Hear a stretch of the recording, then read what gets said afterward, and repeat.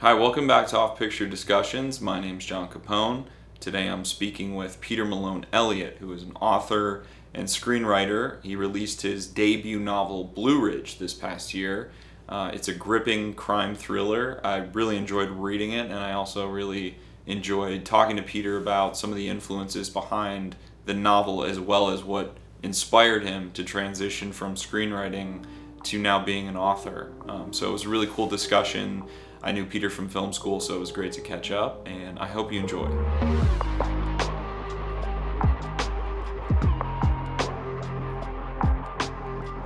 All right, I'm here with Peter Malone Elliott. Peter, it's good to see you. We were just talking offline about, it's been a while. It's been Yeah, like 8 years, but 8 years. Yeah, I it's good to look see you, back John. fondly.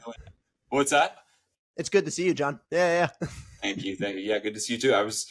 It's like 8 years, in senior year of college. We're both in very different places, right? And it's something I want to talk about is the evolution of, I think at the time you were screenwriting more as a focus, and now, being an author, a novelist, and going Yeah, in that direction. It's wild what, 8 years can do in terms of priorities in yeah. life and in a creative's life. So I wanted to start with the question I kind of start all my conversations with, which is, from your earliest recollection when you were younger, what was this initial attraction toward story?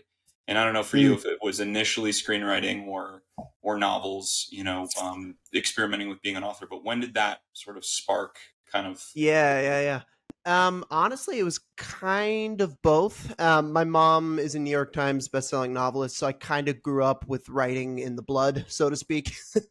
I would go with her to meetings with her publishers in New York. I grew up on the East Coast, and I would see her how she worked on manuscripts and how she met deadlines and did drafts, and it was kind of inevitable that I was going to become a writer in some capacity. It was just a matter of kind of deciding what medium exactly it would be. Um, and I started doing screenwriting because I was really moved. It sounds ridiculous to say now because it's not that old of a movie, but I saw The Departed and that blew my mind. It's like you can do this on film. You can tell this kind of a gritty story that's so propulsive and raw, but also so rich and deep and has, machinations of political and social tensions. Wow, cool. So I kind of dove into screenwriting headfirst, and I that was really my life for geez, ever since from 2013 to 2021. It's like 8 years, 8 years and some change. And then in terms of the novel and being an author, I like a lot of us, I moved back home during the pandemic, as most of us did, and I was back home in Virginia and I was hiking a lot, right? Because we couldn't do anything except go on these long walks through the wilderness, like we were, a poet in the 18th century England. That's all we could do, and I was hiking on the Blue Ridge Mountains, which is this range of mountains kind of adjacent to the Appalachian Trail where I'm from. And I'd had this long gestating idea of, two identical twin brothers and this Cain and Abel esque dynamic and how that would kind of unspool in a psychological thriller. And thinking about that and setting it in these mountains, which are beautiful but really spooky and kind of dangerous feeling, it just my imagination kind of just went off to the races, and I had nothing better to do, so I was like, all right, I'm going to try writing a novel. And it went well. I kind of discovered, frankly, that I was a better novelist than a screenwriter, frankly, I think. And I certainly enjoy it more. Yeah. Um, and what you can do in a novel is so much more rich in a script. And then I kind of fell head over heels, and I've just been pursuing that ever since. It's a long answer to your question, but No, it's great. It's great. It kicks us off in a great way. I think it's interesting kind of, spending maybe dabbling isn't the word because it's so many years, right? yeah, You're diving into a medium that you ultimately learn something about yourself and, for better for worse, pivot from and maybe that opens up a door to a different medium in a new way. So, yeah, I mean, maybe yeah, speak to that, through Loyola Marymount University and your time, in the business out in yeah, LA afterward, what were some of those yeah. lessons or, pitfalls or opportunities even that Sure, helped you sort of sure. capitalize on that transition into authorship. Yeah, sure. So, so when I graduated in 2016, I did what most screenwriters slash actors slash creatives in LA do. I worked service jobs while I wrote, and I, wrote scripts and entered contests and submitted to managers and agents. And I had a collection of managers, but one in particular that did very well for me. And I won the Script Pipeline screenwriting contest, the grand prize, with one of my scripts, and that kind of was my introduction into Hollywood. I got, a lot, dozens and dozens of general meetings off of that script. And, I had a couple things with shopping agreements with producers, and, you go through the whole packaging process with agencies and all that rigmarole. And a lot Right. of things got to the 1 yard line and then, collapsed. And so the thing that ultimately ended up being my produced credit, which I know you talked to Alex about, was a little a little micro budget horror thriller film that I did with my best friend from film school, Alex Sharp. And that was a really phenomenal learning experience in the sense that, Alex and I had no money to do that movie, and we did it in 12 days, I think, if memory serves. Right. Right. And we put this film together, and we managed to sell it and get it out there, and it got nominated for a few Leo Awards, which are Canadian like Golden Globes essentially, and that was great. And but it did kind of give me an education as to the realities of the Hollywood industry, that and also doing the whole spec script thing where, you're going out on these meetings and taking all these endless conversations with creative executives and development executives and all these things.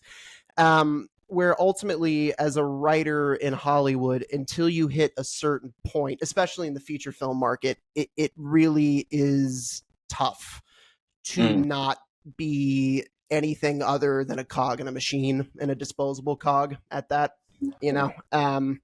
So that was a challenging process to kind of come to grips with, because I won't speak for you, but in film school I feel like they did a great job of teaching us craft and like writing and producing a lot of films and really kind of getting your hands dirty in terms of the actual making of stuff.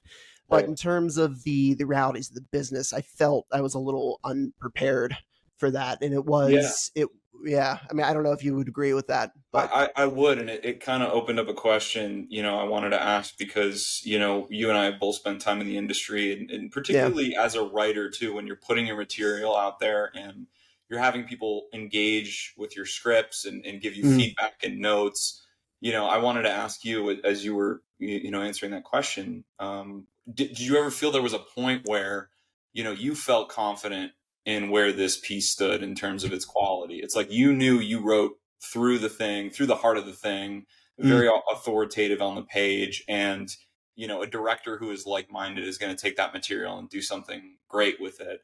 And to a certain point where it's okay, now you're getting feedback from creative executives, development executives, who are, it makes you feel like they're just trying to nitpick at every little thing, because maybe out of fear, and this is something Yeah. I've had a lot of conversations with people in the industry recently, because it's like there's all these gatekeepers, but it doesn't really seem like people can really, sift through content anymore. It's like Yeah. they couldn't really tell if a script is great in terms of a next level quality, apart from being just a competent script, right? And Sure. maybe, AI and chat GPT has, some place to play in that fold in the future, where it's like, okay, you can Yeah. write a competent script, you can sell someone on the page, but really as a human being who has to make an evaluative decision here, to be like, I see what this writer is trying to do. I know his approach. I can sense it on the page. I know this is Mm. going to be taken somewhere by a director and a cast, where it's just like, all right, we're good. We don't need like the 10th round of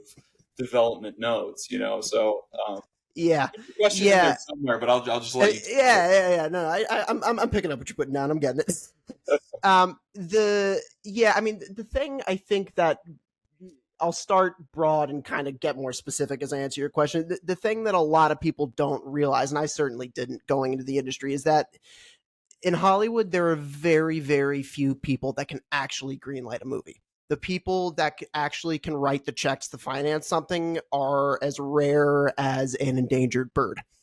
And unfortunately, the way to get to those people is you have to kind of go through this phalanx of layers of production companies and sales agents and managers and producers. And it does kind of get to the point, especially with a certain type of movie. Like, I'll give you an example. The script that I mentioned that won the contest and got me kind of like the most attention was a period piece about the true story of the kidnapping of Frank Sinatra Jr. And it was like a Oh yeah. Wow. Coen Brothers esque comedic thriller, essentially, Hmm. right? Hmm. And in order to get that kind of movie made, because it's period, you have to deal with the historical life rights. Do you need those? Do you not? Etc. Right. The only way you're going to sell that is getting attachments and selling in foreign pre-sale markets to kind of raise the money, right? Unless you get really lucky and George Clooney says he wants to do your movie, and then you're good, you're all set. Yeah. Otherwise, it's this grind of, okay, you get it to this person, you wait. That person says yes or no, then they send it to another person, you wait, and then it's just kind of just this bing bong, bing bong thing. And unfortunately, that's, you hear the term developmental hell, and that's where a lot of scripts kind of die on the vine, because Hollywood does move so fast in a lot of ways, and people lose interest, and schedules get booked up, and et cetera, et cetera. Yeah. So to answer your question, yes, there was a lot of situations where I would be meeting with, I have to be careful what I say. Yeah. The Trouble. there would be meetings that I was in where it became very clear to me that the person that I was talking to had not actually read the script, and that their assistant had read it and told them that it was decent. And it's really demoralizing is too dramatic of a word, but it's a tough thing to realize that your script, once you put all this blood, sweat, and tears into it, and then you kind of just sign it over. Once you sign an agreement with the production company, it's not yours anymore, and that's a hard thing to wrap your head around.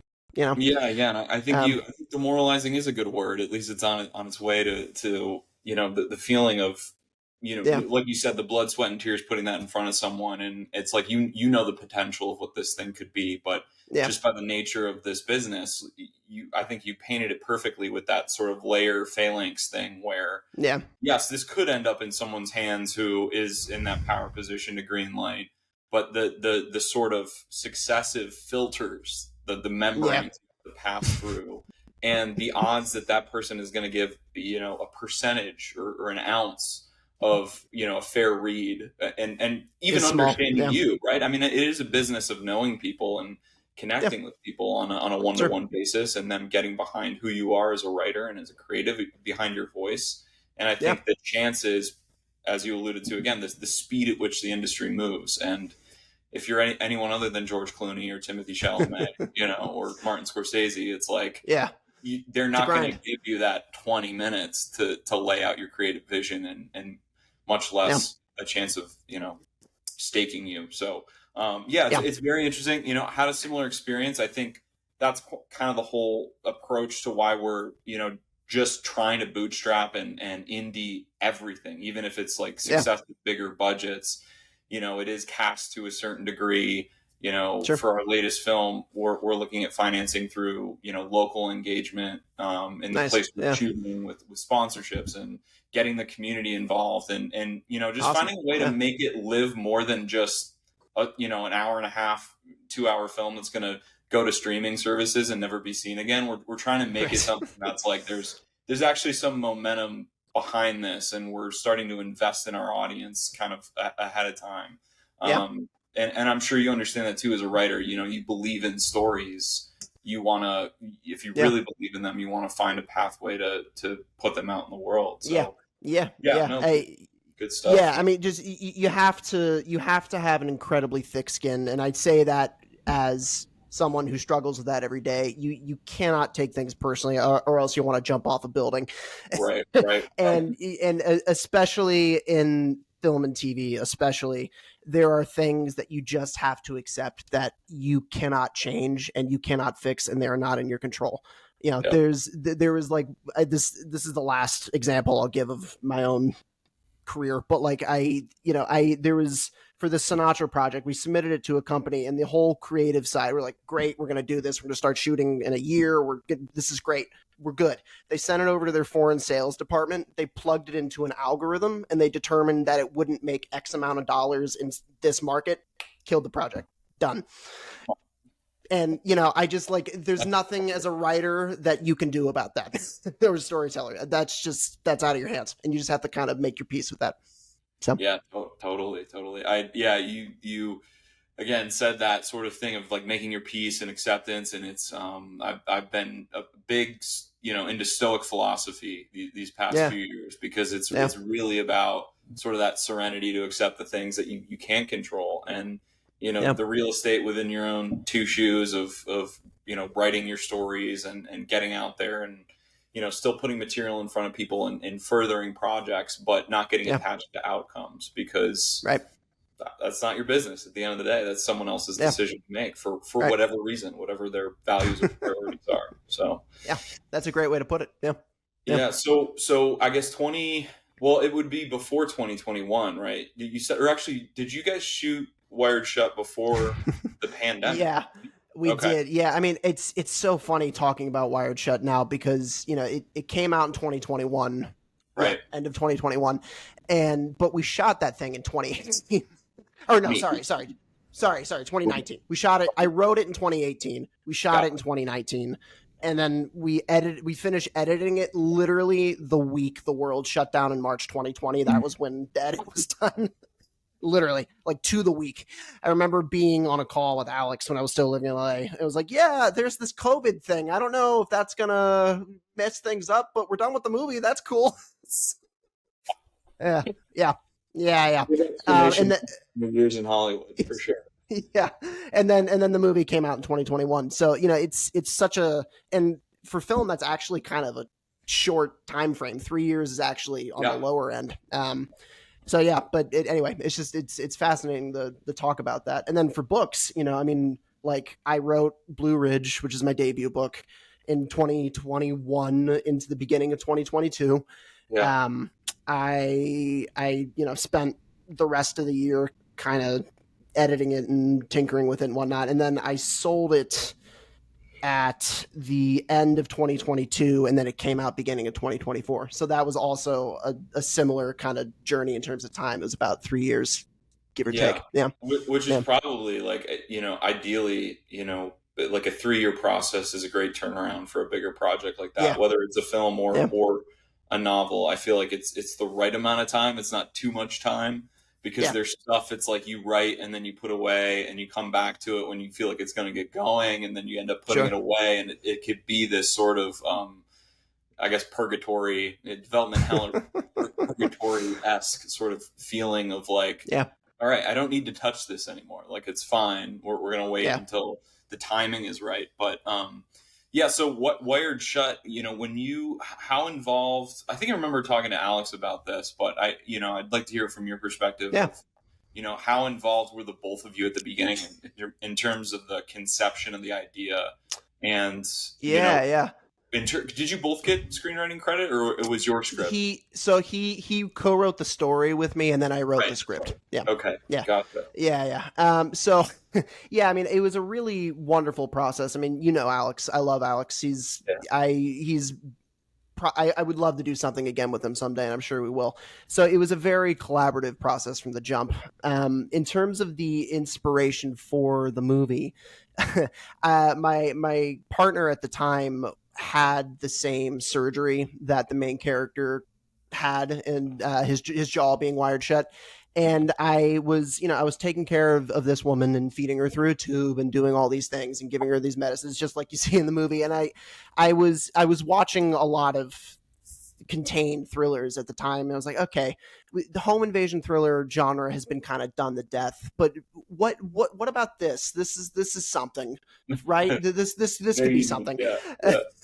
And then Alex and I kind of we sat on that and kind of gestated that for a little bit, and then we watched we watched the Scorsese remake of Cape Fear, which came out in the '90s, I think, Mhm. which is it's not similar in plot at all, but in terms of like the scope, it's very kind of like lo-fi and contained and whatnot, and not a huge cast and et cetera, et cetera. I'm sure you've seen it. Yep, yep. Once we saw that, we realized, okay, we could do Wired Shut. This is a movie that wouldn't involve a lot of locations. It would be one location, really. It would be, a handful of characters. We could do this for a low budget. Like, let's just see how far we get on this. And then so we kind of sketched out the story. I wrote the script pretty fast. I want to say like a month or two. I wrote the script. Yeah. And then we started casting and getting the money together, and it honestly came together really fast. We were thinking I probably finished writing it in the fall of 2018, maybe winter of 2018, and we were thinking, it's like, okay, we're going to try and do a summer next year. So it would have been summer 2019. That'll be Right. a good target range. Right. The way certain things came together in terms of actor availability and a location that we wanted, we had to start shooting in March. And this was like November. So we had basically 4 months to kind of like put a movie together, which was not for the faint of heart, but I have learned. I was the producer with Alex, so I learned all about filling out insurance paperwork. I learned about all the various low budget actor agreements, and dealing with Yep. agents and casting and all these things. So it was kind of an all hands on deck sort of thing. And Alex, I mean, he's the director. It's his movie at the end of the day, right? Because that's the way film and TV is. But Mhm. he very much looked at me as a partner, which I really appreciate that. And I was on set every day. I was there script souping and also helping out with props and kind of running around set. And I really felt like a kid in a candy store, learning all this stuff and really getting hands-on experience shooting. Because Yeah. I had done like a couple of like little things in film school, but I'd never really done anything real for like that. And learning the filmmaking process from that intimate of a scope was really an amazing process, and Yeah. one that I'm grateful for. Yeah. That's amazing. I think, that's our film Neon Bleed came together pretty quickly too. And I think that's really, the only way to do it is to just dive Yeah. in like that. I think like Yeah. you run the risk of, I mean, because there's so many moving parts, and a film production is so multi-layered, multi-dimensional, that you really have to dive in and just kind of totally immerse yourself. Because if you're Yeah. one foot out, it's like, you're gonna get kind of caught in transition of like the current Yeah. that's moving. Yeah.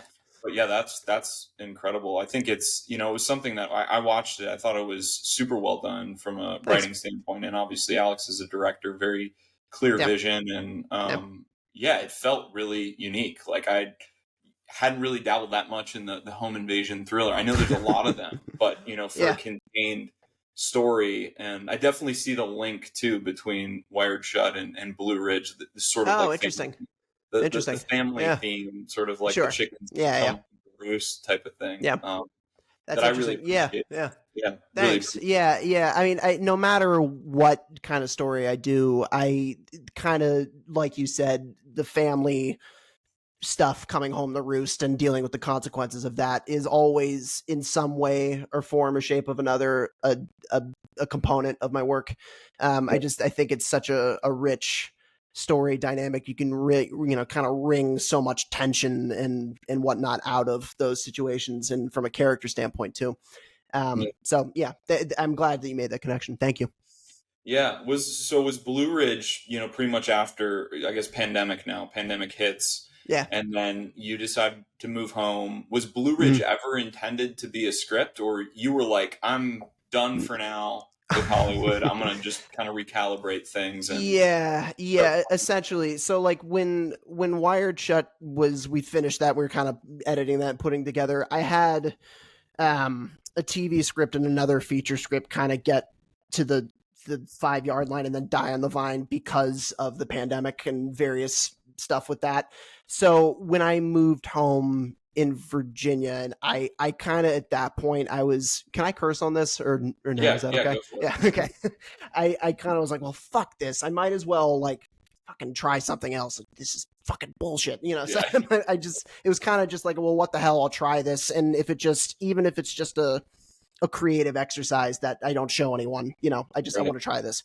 Um, and I had always wanted to do it at some point. It was just kind of a matter of when. That seemed like a good time. So it never at any point was going to be anything other than a book. Yeah. Gotcha. And when you started outlining, or however that sort of rough, broad process was for you to Mm. putting the pen to paper or the fingers to the keypad, were these ideas you had been sitting with for a while? I mean, this opens up a bigger discussion about just the Yeah. creative process in general that I'm always interested in, because like my brain has like 4 or 5 different things when I'm outside of producing that it's like, get an idea, okay, filter it into that story. Ooh, this would be good for Oh, that. interesting. Just kind Yeah. of like building out. I call them like just like sketch outlines at the beginning Yeah. and then form into something more concrete. But it's really just like you get a feeling or an idea, even if it's a specific dynamic for a scene or a character attribute that you Yeah. like, that belongs here in this world or in this thing that's already kind of picking up, the snowball's already kind of growing. Was Sure. that your experience on Blue Ridge at all, or you just sort of like, blank slate, I'm going to put myself in the Blue Ridge Mountains, go hiking, and there's inspiration that's kind of pulsating here? A little bit of both, Okay. honestly. I never, in terms of like, there's I don't know if there's a film and TV equivalent, but in the publishing industry, there's a term that's you're either a plotter or you're a pantser, and that like basically that means like either you like write copious detailed outlines or you kind of just wing it and freeball it and see what happens. Mm-hmm. I'm kind of somewhere in between that. I think it depends a lot on the project.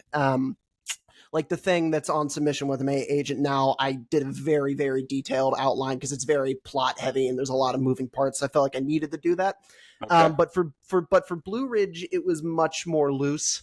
I did know I wanted to do the dual first person POVs from Identical Twin Brothers, and I Yeah. knew I knew the midpoint. I knew the kind of the inciting. It's funny, even though I'm a novelist now, I still use screenwriting 3-act structure terms to describe my plot. But I knew the inciting incident, which is, I won't spoil it, but you know what the inciting incident was when he discovers the thing. I knew the midpoint, and then I knew how it ended. So I knew those kind of signposts. Yeah. But in terms of how I was going to get to there, I didn't really know, and that was the organic, fun process of figuring it out. Yeah. Cool. So it, Cool. it, it depends on the project, honestly. Yeah. Yeah, I will say it was incredibly well structured, and that's not just me being like a structure snob or anything like that. I like you did a great job of helping the reader turn the page, at the Thanks. end of chapters, and as you mentioned, those big signpost events, the tension, the pacing was incredible, the Thanks. tension was cranking, and it never felt like you were trying to, insert a structure point for the sake of getting the reader to turn the page. It was all very organic. I think, the thing I really that really gripped me about it was how deeply drawn the characters were, and your prose, your voice inside of the psychology of these characters, like helping them blossom right in front of us. And maybe Wow. it is something to that sort of two-hander nature where you're switching off chapters from different points of view Yeah. that allows us to participate more, because we just saw a scene or read a chapter from Killian's point of view, and Hmm. you leave us hanging, and then we pick it up from Christopher's, and it's like, oh wow, that's like a crazy. So it helps us kind of process this relationship, I think, in a more interesting way, more participatory way, to see like, oh, Thanks. now I'm with Christopher, but I want to know. I'm going to try to read deeply into how Christopher is perceiving Killian, to pick up kind of where his emotions are now going, not Yeah. having Yeah. his POV. So, and you Well, you felt, like the story. I think, just like I said, the prose, the psychology, but also like the action you took us through too was so colored because of that. You know. well, thank you, John. That's very nice. Thank you. I really, really appreciate that. Yeah. I mean So I think it was a lot of fun writing from the two brothers POV, and that was kind of the thing that hooked me into, is like, okay, maybe this is a novel, because you can't do that in a script, right? I mean, you can't write from the POV of two characters alternating in first person. That's not something you can do in a script.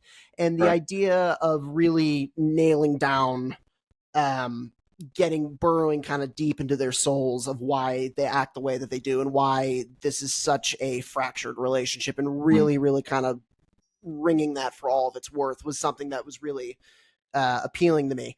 And it wasn't easy though. Because with identical twins, I mean, they have to sound similar, right? Because they're identical twins, but they also need to be different enough that you give a shit, and that they seem like different characters. So Sure. ironically, it was writing Christopher was really easy, which I don't know what that says about me. But writing Christopher came very, very Makes it a fast. little more fun, and Christopher has his bad boy quality, Yeah, yeah, yeah, Sure yeah, does. yeah, yeah. And then writing Killian was, once it took a lot longer. Once I kind of got the hook, it came quickly, but it took a while to figure out exactly what he sounded like and Right. not have him devolve into the good old boy stereotype that you see Right. a Sure. lot of yeah. This is the thing. Um, As you're saying this, I'm just gonna kind of pepper questions yeah, as they please. come. Yeah, Because I yeah, remember just reading it and having like, oh, I want to ask Peter about this. yeah. You did such a good job, and I'll try not to reveal any spoilers, but some of it's just like, it's so specific, and I thought you did an incredible job through the course of Christopher, and even into the flashbacks too, because I don't want to give anything away either, Yeah, yeah. but you did a really good job of us seeing one shade of him in a chapter, and then the next chapter we see a different shade that's vice versa, like positive or negative attributes, Yeah, right? Like yeah. you made all the ensemble feel like they were redeemable people, even though they're dealing in worlds that are very nasty and corrupt, right? And they're Sure. and they're capitalizing on some of those Yeah, that infiltration in that world.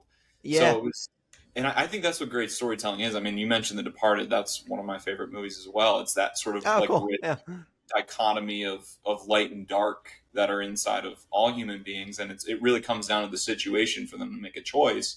yeah, What part of that nature that they're going to act upon? So I thought, of course, like the Sam Shepard references as well. yep, yep, Where I kind of knew the milieu you were playing with, and some of those yeah. deeper moral questions you were trying to get at. And Sure. I mean, I find, yeah, like I said, I find that storytelling particularly fascinating. So I thought that was really cool, and like I assume you're very conscious of that in terms of, as you're plotting and developing characters, the moral arguments that are being made and what you're trying to say Yeah, about the human condition and everything like that. yeah, yeah. Well, thank you again. Yeah, that's really kind. Yeah, I mean, so you mentioned Sam Shepard, who is a big, big, big influence on this book. And the no character, no person is all just one thing, right? Right. For me, writing characters that are one note and just they're all villainous or they're all good is a, lazy writing, and b, just not interesting.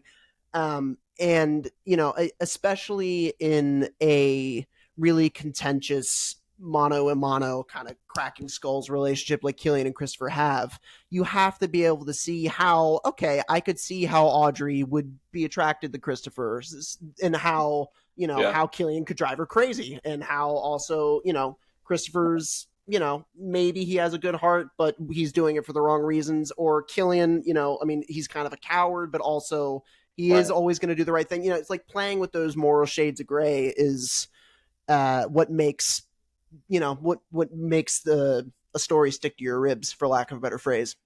Totally. And Yeah. that, That yeah. So identifiable quality, because we all, yeah, like I said, we all human beings, we're courageous in one moment and then we're a coward in the next, right? and yeah, and yeah, it's this constant dialogue with ourselves. It's like, how do I be better in that moment? Because right, I was able to stand tall here, but here I couldn't do it. So what is yeah, that about, you know yeah, um, yeah, yeah, and yeah, I think it was, yeah, really effective too, kind of using, this is something I tried to do with Neon Bleed, is use a very simple story, and I kind of weaved in this theme of family and estranged brothers, and the, cool, the yeah, chickens coming home to roost type thing, within sort of this bigger backdrop of socio-political implications. And I thought that was really interesting. You kind of took the Barzini character in Godfather, for lack of a better word, the yeah, Godmother, right, kind of yeah, being this puppeteer in the yeah, shadows, manipulating this whole thing, and really, you don't really realize how involved she is in Killian's life until the second Right. half of the novel too, and Right. how Yeah.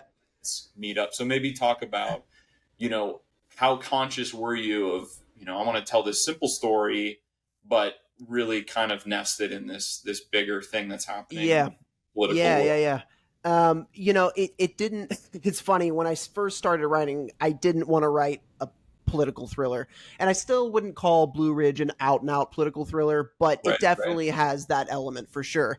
And once I decided that Christopher, when I was kind of doing the character, backstory and building him, and that okay, he's a politician, he's kind of a rising star, he's going to be running for governor. Okay, once I kind of made that decision and realized that these were the waters I was going to be wading into, it felt, especially given what's going on in the world right now, Yeah, it felt like it would be uh, a irresponsible and b just dumb if I didn't at least acknowledge kind of the darker forces at play at American politics and yeah, how that could shape somebody, and like you said, how a puppeteer can kind of be controlling the lives of people that they don't even realize they're being manipulated.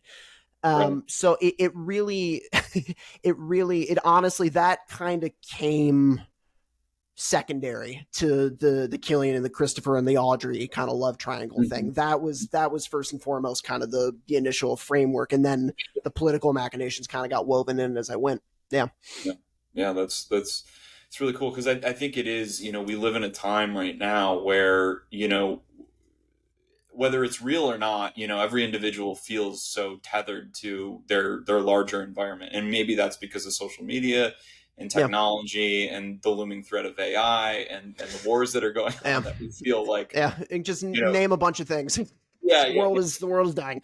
Yeah. yeah, soup du jour. But it's like we feel connected, and we want to, engage with politics. So I think it's really interesting, showing this, this again, this milieu that people think could be disconnected from politics. It's like if you Yeah. don't live in an urban area, you don't care about politics or something like Right. that. But I thought you Right. did a really good job of showing how the roots can extend to a more rural place in the country, and people can be affected by these things. Yeah. And yeah, it too reminds me of some of the writing of like Taylor Sheridan with Sicario or Hell or High Water, that you bring those different shades and that complexity, that is, it makes people lean in, because it's not, like you said, just a caricature of something they want to see or they don't want to see. You're Yeah. showing this middle ground and a real portrait of, what if these Yeah. two brothers, one of them was a rising politician, the other one a banged up horse trainer, had this scenario unfold, and Yeah. things kind of built to this level. And yeah, one of the things I just want to commend you on, it might sound just like a accolade tour here, but this is me just really impressed No, and, I and appreciate it. Yeah. Thank you. yeah, appreciative of your work and the time that you spent on this. Is I think overall it's like stories are vehicles toward enlightenment and emotion Yeah. catharsis, right? And I think when you finish the book, you feel, because of those things you mentioned of like wading into these waters and knowing that this is a corrupt world, it really kind of mirrors the relationship between the two Yeah. brothers, between Yeah. Killian and Christopher. That there's these people who are they're both very strong-willed human beings. Yep. Obviously, being twins, it's like you have that visual, physical setup of them Yep. being confrontational, being in different worlds. But you feel this sense of tragedy. You feel Yeah. like these are two men with a lot of potential, and one of them was a rising star, the other one was a fading star. But at the very, at the end of the day, they both had a lot of potential still to give, not only to the outside world, but to their family too, to their relationships. And you just feel like the corruption within that relationship, how it sort of, it can never be solved, even if they No. did Yeah. together at that dinner and put things behind them and make amends and Yeah. find a way forward, that it still wasn't gonna happen, right? No. No. Yeah. So Thank you you for felt saying all this that. sort of Yeah. like tragic feeling in a good way, because I think a lot of people Yeah. go there's relationships, even personal relationships with family in their lives, that they feel that they just can't be Escape. heard or be Yeah. seen or say their piece, whatever that is. Yeah. So I thought it all worked together. Like I said, closing the book, the final Thank you. page, and Thank you. just feeling this sense of tragedy that was beautiful. Thank you. So Thank you, John. Thank you so much. Yeah, I mean, it's, family is such a complex, intricate, beautiful thing because it's in a lot of ways it's our life's blood and what gives us joy and a will to live, right? But in a lot of ways, in certain circumstances, it can also be the anchor that makes you sink. yeah, And the thing with Killian and Christopher is, again, without spoiling anything, they're at the ocean floor. They're right. not getting back up. There's no chance. It's about a way that can maybe one of them get to a point where they can they can tilt things so they can maybe push other people up and make them break the surface for air. But I mean, the tragic kind of, um I don't know even the right word. The kind of the tragic familial Shakespearean dynamic was something that I was hoping would work, and I'm glad that you agreed. Yeah, because So I think what you did was you gave us a lot of opportunity through the prose and the psychology of these characters, portraying what they wanted out of the situation and right, sort of the vision that they were striving toward, each of them. And I think it was, unfortunately, at the end of the day, like somewhat of a similar vision, and that's the whole sort of tragic yeah, nature, right? When you yeah, have this intention and you see things and like this is the time to do it, and that sort of builds the drama and the suspense of, are they going to do it? And and that's that sense of, oh man, they can't make it work, through the action that yeah. that you portrayed. So yeah, I thought it was extremely specific. Your language was awesome. The imagery was awesome. The Thanks. the maple tree, the whole maple tree thing was like so Yeah, haunting. yeah, And you knew, I think you set it up from the first chapter of Killian coming in and seeing the maple tree out the window, and yeah, you're yeah, yeah. like, oh, what does this mean to him? It's something that's like obviously supercharged. And you find out, and you're like, oh, god damn, like that's Yeah, that's yeah, as yeah. crazy as it can get. Yeah, So yeah, I appreciate you putting something out there that is a vehicle for people to kind of explore these dynamics and maybe, like I said, help them, at least help them like find company in yeah, situations that might be similar for them. yeah, I don't, yeah. I mean, sorry, go ahead. no, I was just gonna say I don't think that's even exclusive to Virginia or that part of the No, world. It's like, no, no, no. Yeah, you have these things in all kinds of different yeah. dynamics in different Yeah, places. yeah. Yeah, I mean, I first and foremost, I hope people are entertained by it because, it is a thriller at the end of the day. I want them to keep turning the page or, be glued to their Sure. seat, right? So that's first and foremost. But secondly, I do hope that if nothing else, they can find solace in the fact um that both Killian and Christopher, for all their flaws and all of their many, many pitfalls and character defects, they both ultimately wanted to fight for the right thing.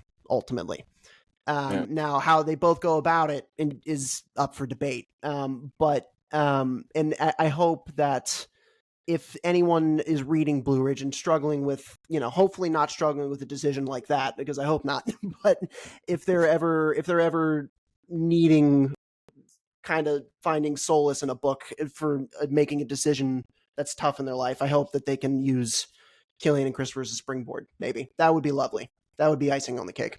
Yeah. That's awesome. That's awesome. Yeah. This opens up a bigger question because you kind of alluded to it too. At the end of the day, it's a thriller. What do you really see um, story as? Well, what is its importance now in Mm, 2024? Like how um, is the word didactic? Like, trying to yeah. be like teaching, putting metaphors, putting Right. messages into Right. film and books. Is that first and foremost the most important thing, or is it more of like, entertainment, popcorn, escapism, or is it something in between? Yeah. Do you fall on that? Yeah, I think probably somewhere in the middle. I mean, look, and no knock on the popcorn action movies. Those are great. I enjoy those. They're a lot of fun. Mission Impossible's one of my favorite franchises. It's great. Right, right. But I do think that the movies that or books or any type of medium really that where the clear objective is to try and kind of shove a theme or a lesson down your throat, I think kind of has the exact opposite effect of what they're trying to intend. So I think the ideally you have a blend of both. You have a story that really engages and compels the reader, the viewer, but also sneaks in themes and larger kind of discussions you want to have through the DNA of the plot and characters. I Yeah. think that's probably the ideal scenario. I think. Yeah, I think I come down in the same position too. I look at some of the films, for me, speaking to the film thing, it's like some of the movies that I watched that, wanted me to talk about or made me want to talk about them afterward. And then ultimately inspired me to, do this for a living is, Yeah. It's a world you get lost in first and foremost. Yep. That whole idea of like staying in your seat, leaning in, and like the empathy with the character. Living in that rich world is that's what gets you in, and then Yeah. there's something there that makes your brain kind of click on, right, in a Right. secondary way of, oh, my intellect is engaged here. I want to know more. I'm riveted by this character's decisions. That was what I Yeah. hoped. That was a decision I hope they make, or that wasn't what I was expecting them to make. How interesting is that? What does that mean? Let me think of Right. let me contemplate that. So I think it is some combination of both. And when it's really working is all of that's there, and you're not even thinking about it. The fact that Agreed. it's there. Like Yeah. the Agreed. debate of the film in the first minute smashes you in the mouth, and Yeah. you're like, what the hell's going on? Literally. Yeah. Yeah. Yeah. It's like, yeah, and it makes you lean in, but the Scorsese's style and his vision into that world is just clicking so Yeah. fast. You're like, holy shit, like this is unlike anything I've seen before. Yeah. And you've got Leo's character and Matt Damon's character, and you're completely locked in and engaged, Yeah. right? And Yeah. Yeah. say the Yeah. same.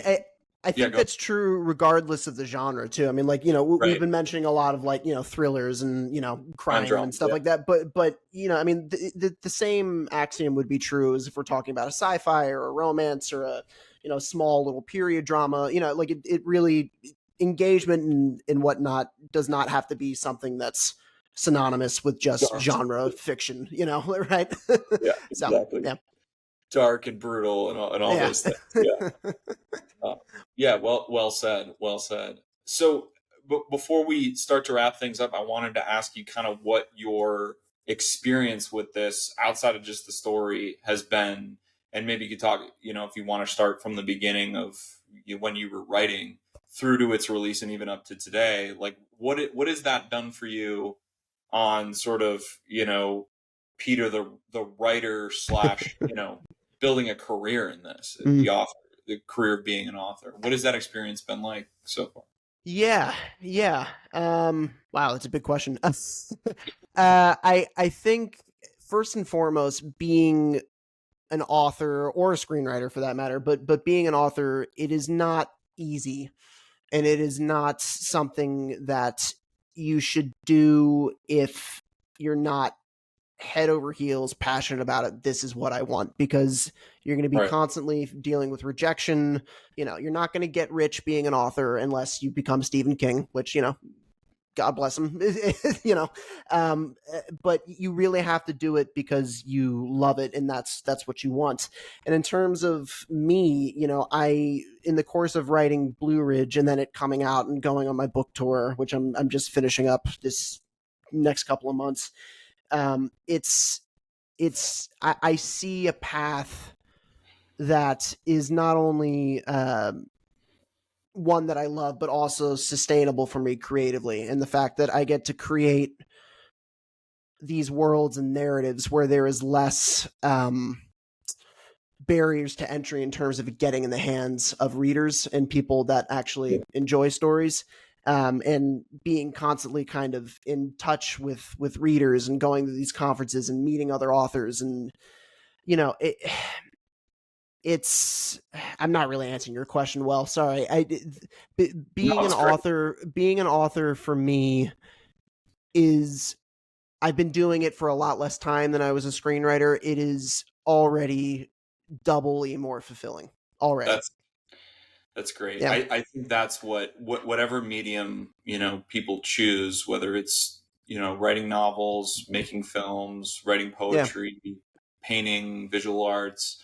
I think that becomes the journey, is how do you close the daylight between the pure self-expression to yeah, the livelihood, right? right, And sort yeah, of right, yeah, designing the life you want to live outside of just the act of the self-expression. I think that's the path that anyone who's super passionate about a medium is after, or yeah, they might not think they're after that, but then they have to make a choice, and I think, right, we all know when we made that decision, right? It's like, yeah, I'm not in it for the money. I'm not in it to make, $1 billion. I want to be comfortable. I want to, be sure, able to yeah, support a family and enjoy, the simple pleasures of life. But I'm in it for the work. I'm in it yeah, to get up and do this every day, and to yeah, meet interesting people along the way. And I think that's, if you can, figure out how to design your life where, you're engaging in an art that you're passionate about, yeah.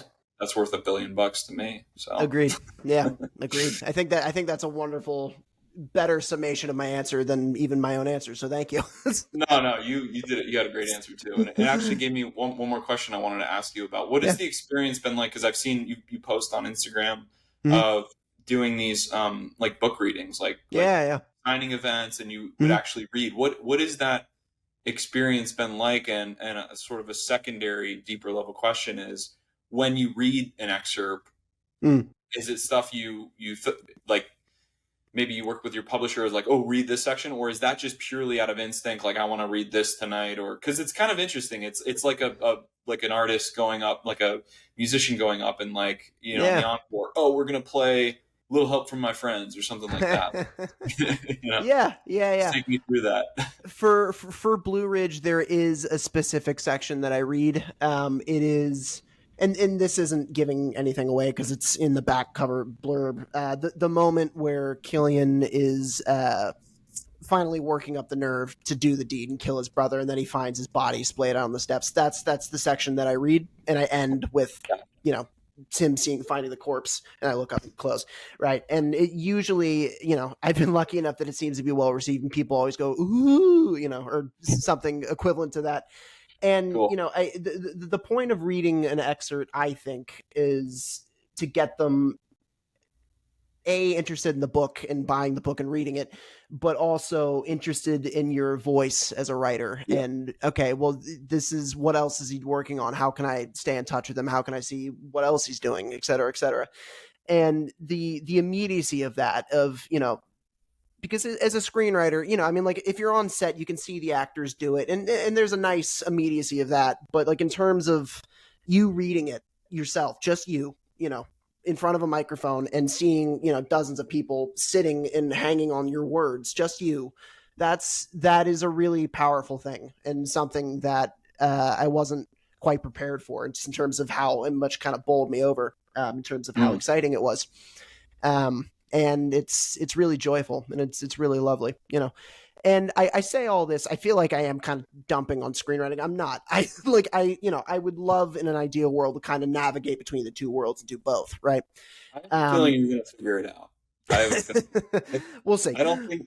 I don't think. I think there's more Peter scripts in the future. I really do. We'll I see. really Thank you. Yeah. In whatever um form they are, whether they're your own yeah, adaptations or someone hires you because maybe they find you in the novel world. yeah, You yeah, know, yeah, I yeah. So anyway, go yeah, ahead. yeah. No, that's pretty much it. Shit on screenwriting. Honestly, though, I do think, being a screenwriter first, I would, if I had started writing novels just without being a screenwriter, I don't think I would be as proficient in it as I am, because Mm, with screenwriting, you have, as I mean, you have to be so concise and use such brevity, and in a book right. you can describe a Action setting in first. pages, and or paragraphs, and as long as you want. In a script, you have like a sentence, maybe two if you're lucky. You have that little bit. And especially for plotting out a thriller and things that rely on plot and quick twists, Yeah, yeah. having a tight sense of structure, and when to enter a scene and when to get out, which is kind of the hallmarks of screenwriting, that was an invaluable, I think. So I do honestly think that if you are thinking of writing a novel and you're a screenwriter, but you're intimidated by writing a novel, don't be, because it will help more than you think. So Cool, cool. yeah, That's actually good advice because I've thought about. I have one idea I think would be very interesting as a novel, and oh yeah, it's something that I'm like, oh, do I do it now? Do I do it later? When do I play with this? And it's good to hear that that's it helps. It's like you're really sharp with sort of the plotting and the action elements coming over to novel, and you get to kind of not relax necessarily, but yeah, like you know kind of marinate with the yeah, psychology and the yeah, imagery and all that. It's very enticing. So that's really good yeah. to hear. I remember actually doing Dan Brown's master class, and that really Oh helped wow, my yeah, screenwriting because he cool, was yeah, so articulate with that all those things you were talking about, like the ticking clock, the crucible, the yep, contract with the audience. yep, You open yeah, something up, yeah, you yeah, got to pay it off, right? right, Um, yeah, that all that stuff was so good. So yeah. cool. Yeah, I've heard his masterclass is great, but I haven't had a chance to do it. Yeah, I should now. That sounds interesting. Yeah. Cool. So I think you alluded to at the beginning. What is next? You mentioned you're writing a third, but you've got a second one that's in the submission phase. Yeah, yeah. So This is yeah, the way. this is it. Yeah, it's like people always say, "Well, what are you working on?" Well, I have this thing and then this thing and then you Yeah. have to constantly be churning out crap. Um, so the second book that I wrote after Blue Ridge, I did this actually. How are we on time? I feel like I'm rambling. Do we have time for a short We're good. story? I'm kind of like wrapping it up, but Okay, okay. we got time to go. Yeah. Okay, okay. So Blue Ridge was kind of an unusual thing in the sense that I sold that without an agent, which is very hard to do, especially Mm. selling to a traditional publisher. But for the second book, the book that I have out on submission now, that one I'm hopeful is the start of a series. Oh, cool. And Very that cool. that one I wanted to go a lot bigger and sell to the bigger fish, so to speak, that you can't get to if you don't have an agent. So like, the Penguins and the HarperCollins and places like that.